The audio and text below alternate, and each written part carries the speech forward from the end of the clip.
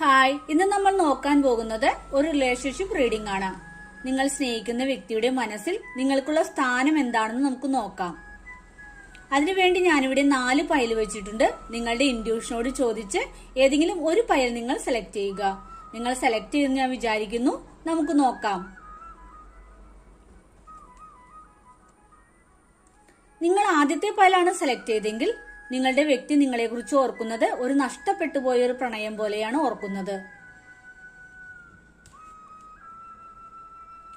ഇനി നിങ്ങൾ രണ്ടാമത്തെ പൈലാണ് സെലക്ട് ചെയ്തെങ്കിൽ നിങ്ങളുടെ വ്യക്തി എപ്പോഴും നിങ്ങളിലേക്ക് വരുവാൻ ആഗ്രഹിക്കുന്ന ഒരു പേഴ്സൺ ആയിട്ടാണ് കാണുന്നത്. ഇനി നിങ്ങൾ മൂന്നാമത്തെ പൈലാണ് സെലക്ട് ചെയ്തെങ്കിൽ നിങ്ങളുടെ വ്യക്തി എല്ലാം ഡിവൈനിൽ സമർപ്പിച്ച് നിങ്ങൾക്ക് വേണ്ടി പ്രാർത്ഥിക്കുകയാണ്. തിരിച്ച് നിങ്ങൾ ആ വ്യക്തിയുടെ ജീവിതത്തിലേക്ക് വരണമെന്ന് ആ വ്യക്തി ആത്മാർത്ഥമായി ആഗ്രഹിക്കുന്നു.